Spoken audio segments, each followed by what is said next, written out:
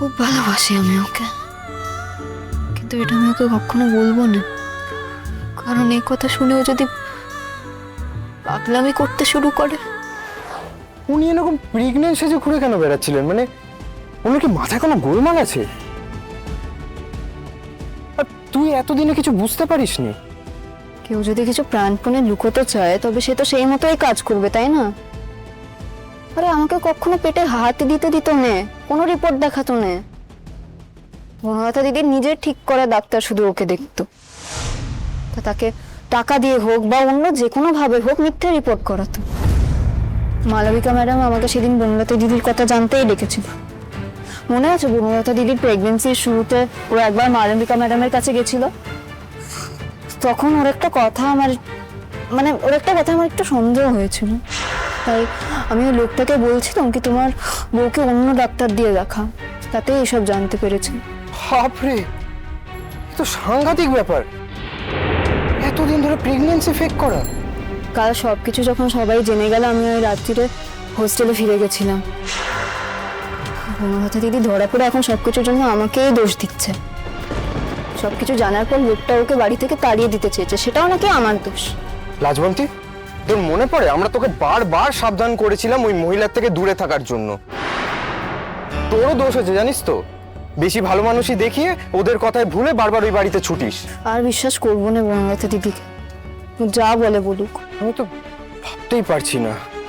Anyway, তুই ভালো করেছিস হোস্টেলে ফিরে এসে। কিন্তু ছুটিতে তুই কি করবি? বেশিরভাগ মেয়েরাই তো বাড়ি ফিরে যাবে, আর তুই তুই কি করবি? আমিও ভাবছি গ্রামে ফিরে যাবে। এখানে থাকলে আমি জানি কোনো না কোনো অশান্তি হবে। বনলতা দিদি যে রেগে গিয়ে কি করবে কে জানে। পালাচ্ছিস তুই? পালাবো কেন? কার থেকে পালাবো? তুই পালাচ্ছিস? তুই জানিস না কার থেকে পালাচ্ছিস? ঠিক, আমি পালাচ্ছি। আমি আর কোনো অশান্তি চাইনি।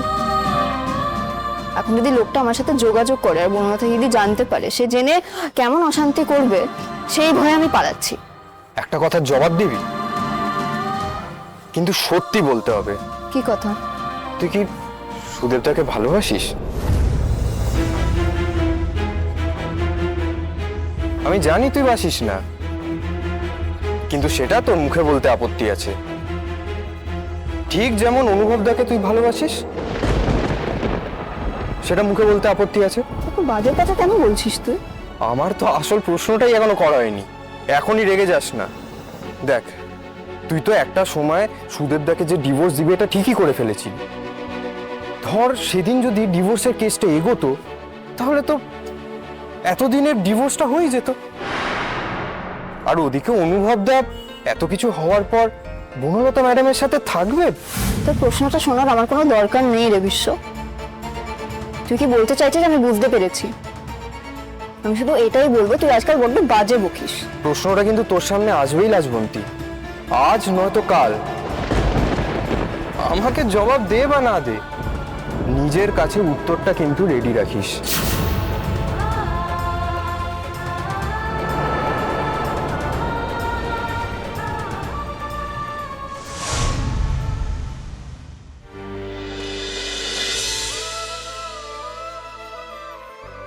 একটা কথার জবাব দিবি, কিন্তু সত্যি বলতে হবে।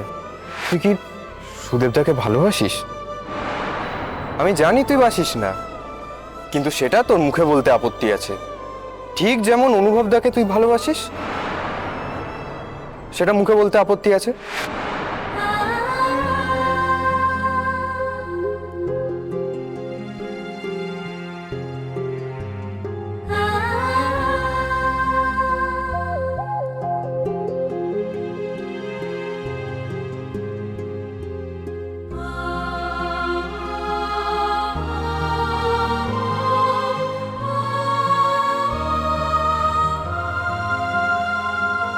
না না, আমি ওকে ভালোবাসি না। আমি ভালোবাসি না ওকে। যত সব বাজে বাজে কথা।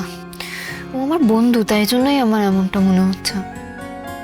আমি কি আমার বন্ধুদের ভালোবাসি না? আমি বন্ধুদেরও তো ভালোবাসি। ও সেরকমই ভালোবাসা। আমার বিয়ে হয়ে গেছে, আমার বর আছে। আমি তো আমি তো প্রমাণ করতে চেয়েছি যে আমি ওকে ভালোবাসি না, তাই জন্যই অতগুলো দিন আমি ওর বাড়িতে ছিল। আমি তো ওর কাছে প্রমাণ করে দিয়েছি যে আমি ওকে ভালোবাসি না। নিজের কাছে কি প্রমাণ করতে পেরেছো? কে? কি? কে?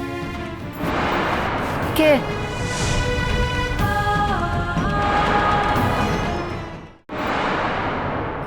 কে বললো কথাটা? লোকটার গলা মনে হলো। উফ, না না না, আমার মাথাটাই খারাপ হয়ে গেছে। ও কি করে এই ঘরে আসবে? আমার মনেরই ভুল হবে নিশ্চয়। কিন্তু এই কথাটা আমার মনে কেন এলো? আমি তো এই লোকটাকে ভালোবাসি নে, সেটা তো আমি ওর কাছে প্রমাণ করে দিয়েছি। আমার মনে ওর জন্য কিছু নেই।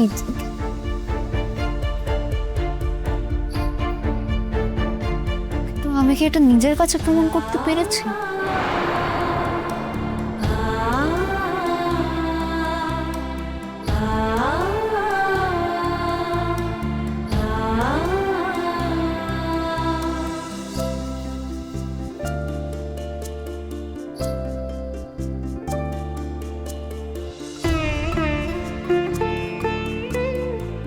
তোমার কাছে বলি, আমি সত্যিটা নিজের কাছে স্বীকার করতে পারি না। আমার স্বীকার করতে ভয় লাগে। কিন্তু আমি জানি আমি ওই লোকটাকে ভালোবাসি, খুব ভালোবাসি আমি ওকে।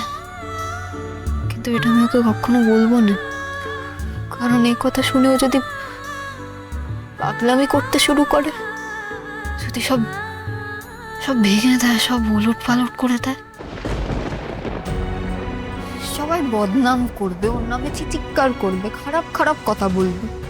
ও যতই বনলতা দিদিকে ডিভোর্স দিতে চাক, যতই ওই সম্পর্ক থেকে বেরিয়ে আসতে চাক, আমি তো বিবাহিত, আমার তো বিয়ে হয়ে গেছে। লোকে আমাকেও খারাপ কথা বলবে, সে লোকে আমাকে খারাপ কথা বলতেই পারে, তাতে আমার কিছু যায় আসে না। কিন্তু কিন্তু তোমাকে যদি কেউ কিছু বলে,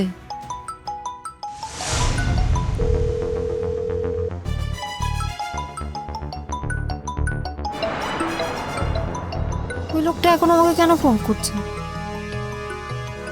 ওর কি দরকার আছে এখন? কি আবার আমাকে ওই বাড়িতে ফিরে যেতে বলবে? না, আমি যাবো না। ও বাড়ির সঙ্গে আমার কোনো যোগাযোগ না থাকাই ভালো।